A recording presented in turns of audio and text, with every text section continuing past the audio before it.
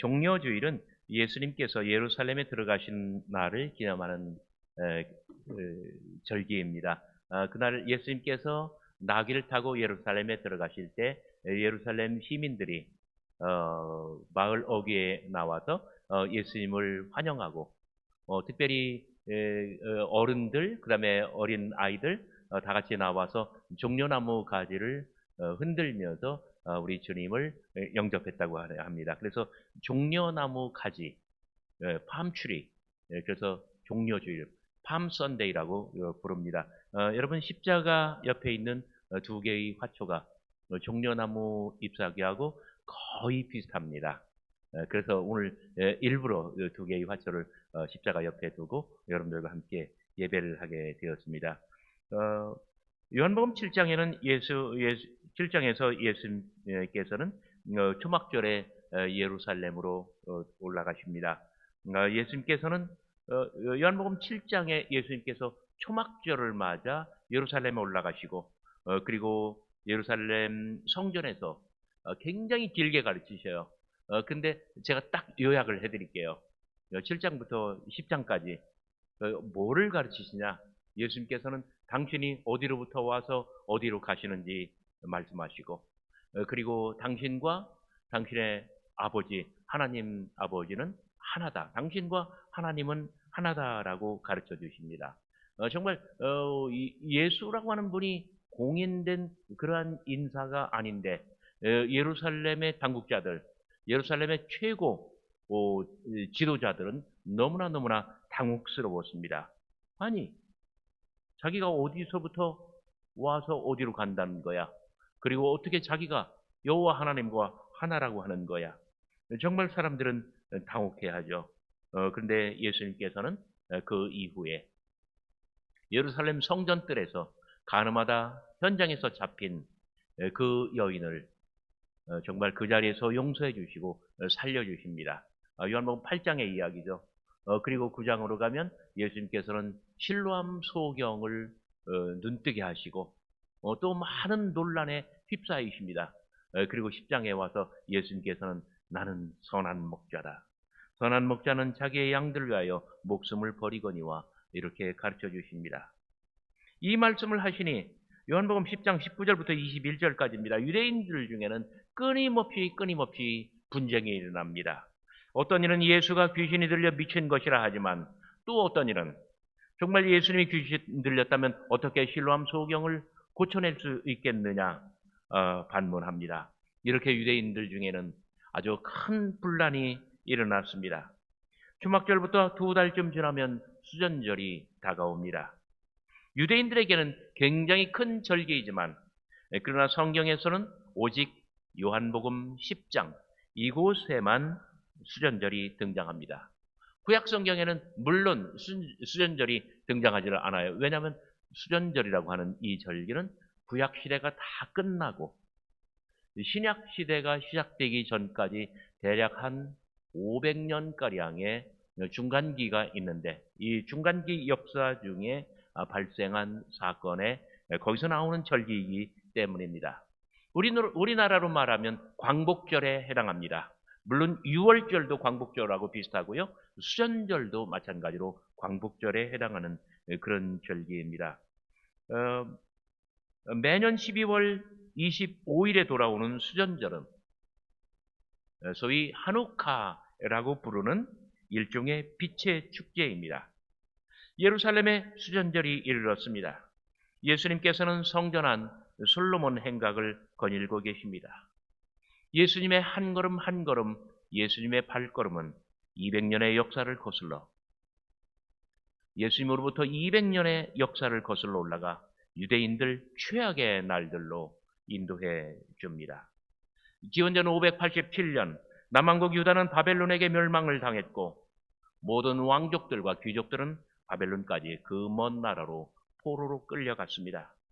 기원전 515년 예수아라고 하는 사람이 바벨론으로부터 예루살렘으로 돌아와 두 번째 성전을 건축하여 봉헌합니다. 이때가 기원전 515년 그리고 헤롯 대왕이 성전을 건축할 때까지 그 기간을 가리켜서 제2성전기라고 부릅니다. 이 500여 년의 기간, 그때가 정말 중요한 사건들이 많이 일어났습니다. 그러나 기원전 333년 그리스의 알렉산더 대제가 예루살렘을 휩쓸고 지나가서 이집트까지 다 쓸어버립니다.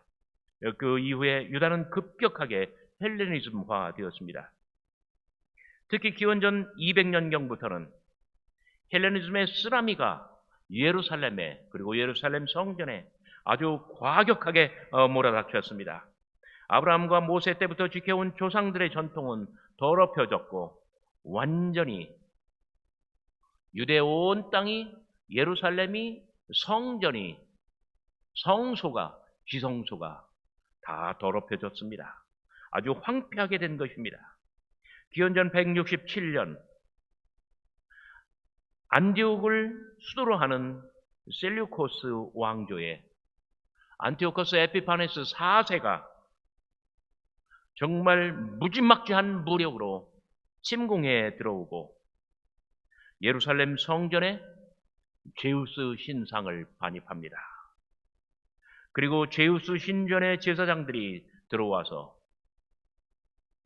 성전에 멸망에 가증한 물건, 황폐하는 물건, 그 신상을 거기에 세우고 여호와 하나님의 자리를 차지하게 됩니다. 제우스 신전의 제사장들은 유대인들이 극도로 혐오하고 소름 끼치도록 거부하는 돼지고기를 쓸어서 뚝뚝 피를 흘리며 제우스 신에게 제사를 드립니다. 성전은 말할 수 없이 더럽혀졌습니다. 이 모든 일은 여호와의 성전을 지켜야 할 제사장들이 앞장서서 받아들였고 그리고 이 모두를 자행하였습니다. 유다 마카비와 형제들은 눈뜨고 보고만 있을 수는 없었습니다. 유대 땅이 더럽혀졌고 예루살렘이 더럽혀졌으며 그 안에 살고 있는 유대와 예루살렘의 거민들, 모든 유대인들의 마음속에 정말 그 황폐한 그 끔찍한 그러한 것들이 다 새겨지고 예루살렘의 성전과 제사조차도 다 오염되고 더럽혀졌습니다. 그래서 유다 마카비와 형제들은 유대 땅과 예루살렘을 다시 거룩하게 하고 그 안에 사는 유대 백성들을 거룩하게 하며 그리고 예루살렘 성전과 제사를 회복하여 다시금 거룩하게 하기 위하여 무장봉기하였습니다. 그들은 독립군을 일으키고 죽음을 무릅쓰고 저항하였습니다.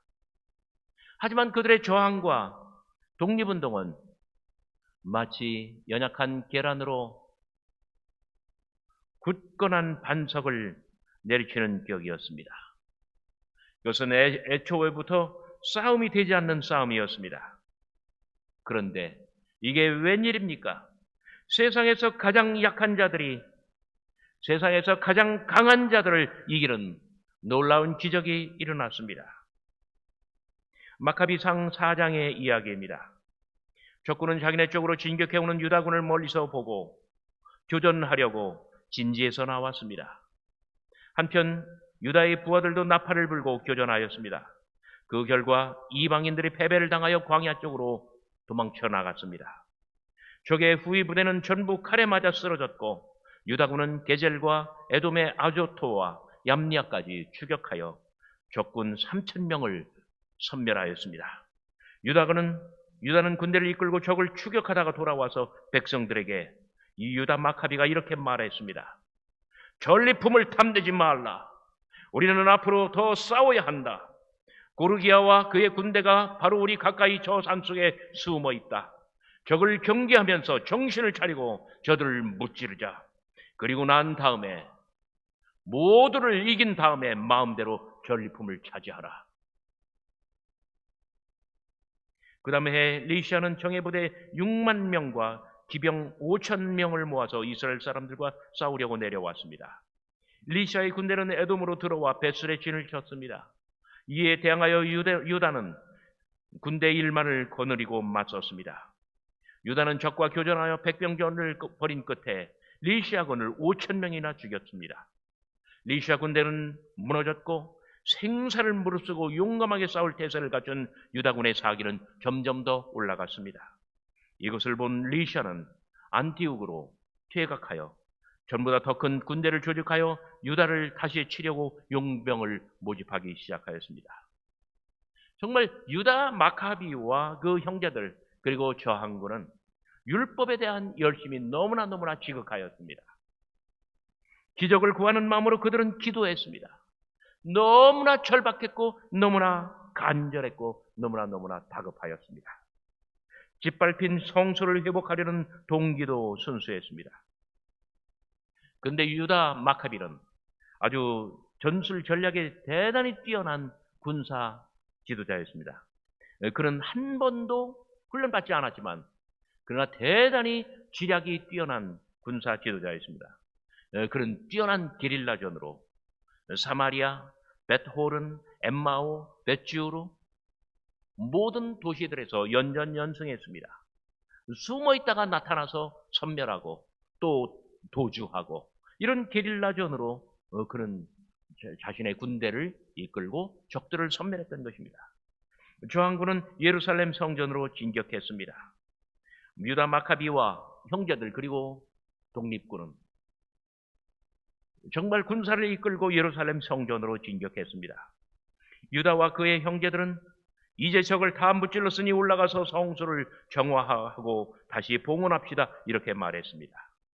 그리하여 적군이 집합하여 시온산으로 올라갔습니다. 올라가 보니 마치 숲이나 산같이 잡초가 우거져 있었고 시체들 제사장들의 방은 다 부서져서 무너져 내렸습니다. 그들은 옷을 찢고 머리에 재를 쓰며 크게 통곡하였고 그리고 땅에 엎드렸습니다. 그리고는 나팔 소리를 크게 내면서 나팔 소리를 신호로 하늘을 바라보며 크게 부르짖었습니다. 그들은 더럽혀진 번제단을 어떻게 할까 의논한 가운데 이방인들에게 더럽혀진 저 제단이 자기들의 치욕거리로 남지 않도록 그 제단은 헐어버리자 하였습니다. 그 다음 그들은 율법대로 다듬지 않은 돌을 가져다가 성전의 제단과 같은 제단을 새로 쌓아 올렸습니다. 그들은 성소와 성전의 내부를 수리하였고 성전 뜰을 아주 거룩하게 정화하였습니다. 새로 거룩한 기물을 만들어서 등경, 분향제단, 상을 성소 안에 들여다 놓았습니다. 그리고 다시 제단에서 향을 피우고 등경의 등에 불을 붙였습니다. 등불이 성소 안을 환하게 비추었습니다. 등불이 성소 안을 환하게 비추었습니다. 또 상에 진설병을 얹어놓고 휘장을 쳤습니다. 이렇게 해서 그들은 성소를 다시금 정상화하는 일을 완수할 수 있었던 것입니다. 마카비의 저항군은 그리고 독립운동가들은 이렇게 마침내 예루살렘의 개선 장군처럼 입성하였고 헬레니즘화된 귀족들은 아크라에 감금하였습니다. 성전을 탈환하고 황폐케 하는 가증한 물건, 마가복음 13장 종말장에 나오는 거예요. 황폐케 하는 그 미운 물건, 가증한 그 물건, 제우스 올림피우스 이 신상을 뜻합니다. 이것을 제거합니다. 이 기원전 164년 12월 25일에 그들은 정말 땅과 하늘이 진동하도록 감격에 겨운 감동의 제사를 드리게 됩니다. 성전이 더럽혀진 3년 만의 일이었습니다. 3년 반 만의 일이었습니다. 여기서 다니엘서에 한 때와 두 때와 반 때의 그러한 비전, 그러한 예언이 나오게 되었습니다. 그날의 감격과 기쁨을 마카비상 4장 52절부터 58절까지 이렇게 말합니다. 여러분 저와 함께 한음성으로 한번 읽어봅시다. 148년 기슬레우월 즉 9월 25일 이른 아침에 그들은 일찍 일어나서 율법대로 새로 만든 번제 제단에 희생 제물을 바쳤다. 이방인들이 그 제단을 더럽혔던 바로 그날과 그때에 그들은 노래와 비파와 퉁소와 꽹과리로 연주를 하며 그 제단을 다시 바쳤다. 모든 백성은 땅에 엎드려 그들에게 성공을 가져다 주신 하늘을 경배하며 찬양하였다.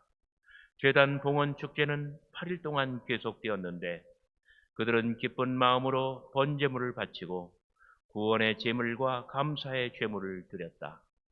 그들은 성전의 정면을 금으로 만든 왕관과 방패로 장식하고 제사장들의 방을 수리하여 문을 닫았다.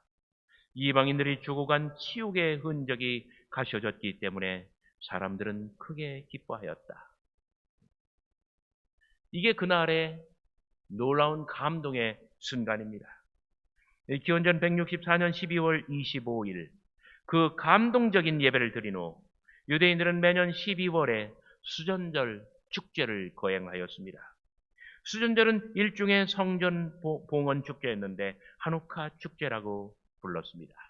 마치 성전을 다 정화하고 모든 것을 다 정상화한 후에 그리고 거기에 성전 촛대에 불을 밝혔던 것처럼 축제의 핵심은 등에 불을 켜는 것이었습니다. 어둠은 빛에 의해서 쫓겨나야만 합니다. 하나님의 성전은 임재의 불이 밝게 타올라야만 합니다. 초막절이 지나고 수전절이 가까울 때 예수님께서 실로암 소경을 굳혀주신 것은 빛의 축제인 하누카 절기가 가까이 다가오기 때문이었습니다. 예루살렘의 빛의 축제 수전절이 이르렀습니다. 예수님께서는 성전한 솔로몬 행각을 거니십니다. 제2성전기 이 중간사 시대에 예루살렘 성전이 황폐해져서 어두웠던 것처럼 예수님의 날에 그날도 성전은 어둡습니다. 유대인들은 동요합니다. 그들은 예수를 포위하였고 그리고 예수를 압박하며 질문합니다. 요한복음 10장 24절 유대인들이 에워싸 이르되 당신이 언제까지나 우리의 마음을 의욕하게 하려 하나이까? 그리스도면 밝히 말씀하소서. 여기 우리의 마음을 의욕하게 하려 한다.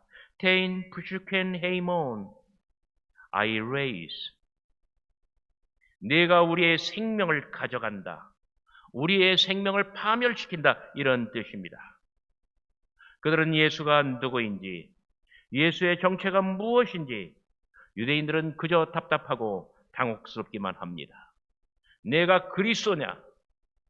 만일 그리스도라면 밝히 말하라. 만일 예수께서 내가 그리스도라 공개적으로 직접 밝힌다면 그들은 그 다음 행동을 취할 대세입니다. 누가복음에서도 예수를 신문하는 자리에서 사내들인이 예수에게 질문하였습니다. 누가복음 22장 67절 내가 그리스도이거든 우리에게 말하라. 예수님께서 25절 말씀하십니다. 예수께서 대답하시되 내가 너희에게 말하였으되 믿지 아니하는도다. 내가 내 아버지의 이름으로 행하는 일들이 나를 증거하는 것이오늘. 예수님께서는 이렇게 말씀하십니다. 나는 이미 너희에게 말하였다. 그러나 너희는 믿지 아니하였다. 내가 내 아버지의 이름으로 행하는 모든 일들이 나를 증거한다. 그러나 예수님께서는 언제나 당신의 기적과 놀라운 일들, 당신의 모든 일들을 아버지의 이름으로 행하셨습니다. 모든 일들은 아버지의 주권과 아버지의 권능으로 이루어졌습니다. 당신이 하나님 아버지의 행하신 그 모든 일들이 당신이 누구인지를 증거하는 것입니다. 그러나 유대인들이 믿지 아니하는 것은 그들이 예수님의 양이 아니었고 그들이 예수님을 선한 목자로 따르지 아니하였기 때문입니다. 26절 27절 너희가 내 양이 아니므로 믿지 아니하는도다. 내 양은 내 음성을 들으며 나는 그들을 알며 그들은 나를 따릅니다. 예수께서는 이렇게 말씀하십니다. 너희가 내 양이 아니므로 믿지 아니하는 것이다. 내 양은 내 음성을 듣는다. 나는 그들을 알고 그들은 나를 따른다. 선한 목자 예수님은 사랑하는 양들에게 영생을 약속하며 희망을 북돋아 주십니다. 내가 그들에게 영생을 주노니 영원히 멸망하지 아니할 것이요 또 그들을 내 손에서 빼앗을 자가 없느니라. 나는 그들에게 영생을 준다. 그들은 영원히 멸망치 아니할 것이다. 요한복음에서 생명은 언제나 물, 떡, 빛, 그리고 꼴로 나타났습니다.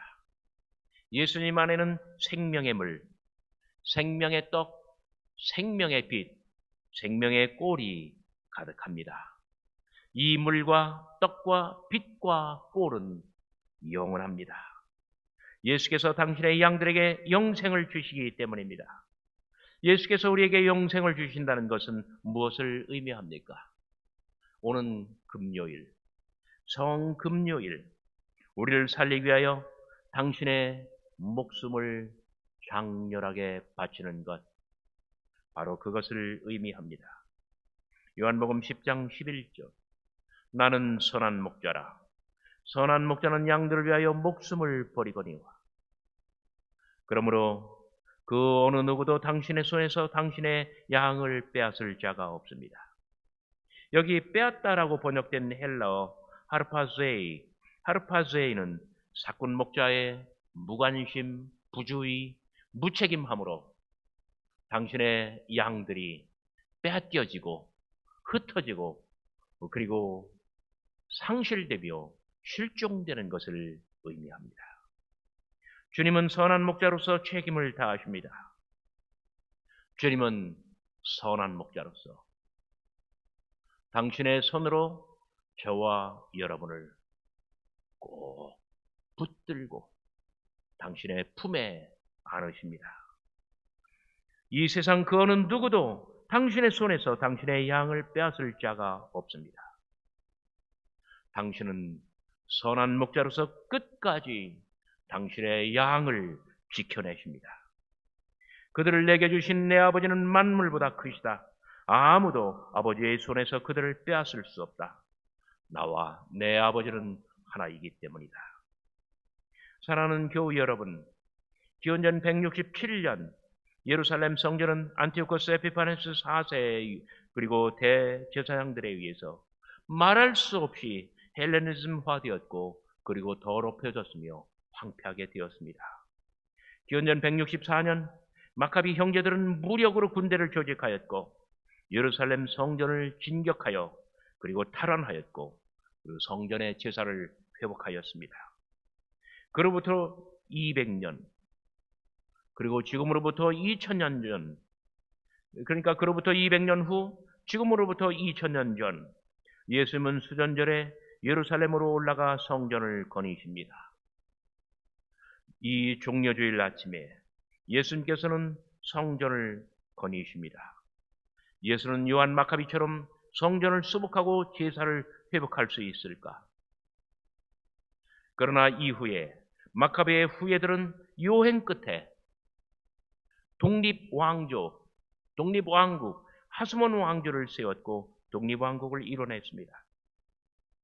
하지만 마카베의 형제들은 헬레니즘주의자들을 타파하고자 하였으나 그들 스스로 가장 많이 헬레니즘화 되었고 그들도 안티오코스 에피파네스 4세처럼 당대의 대제사장들처럼 당대의 레위인들처럼 그들 스스로 오염시키고 말았습니다. 인류의 역사는 모순을 반복합니다. 오늘 종려주일에 우리 예수님은 무력으로 예루살렘 성전으로 진격하지 않았습니다. 당신은 작은 나귀를 타고 평화의 왕, 사랑의 왕으로 입성하셨습니다. 당신은 오히려 선한 목자로서 당신의 목숨을 바쳐 이번 주에 오늘 저희들에게 진정한 영생을 주려 하십니다. 28절 내가 그들에게 영생을 주노니 영원히 멸망하지 아니할 것이요 또 그들을 내 손에서 빼앗을 자가 없느니라. 양 만물을 내게 주신 내 아버지는 만물보다 크심에 아무도 아버지의 손에서 빼앗을 수 없느니라. 나와 내 아버지는 하나이니라. 저와 여러분은 모두 선한 목자 되신 예수 그리스도의 소중한 양입니다. 우리는 당신의 가장 소중한 양, 가장 사랑받는 양입니다. 당신의 손에서 저와 여러분을 빼앗을 자 세상에 아무도 없습니다. 우리는 당신의 독보적인 양이기 때문입니다.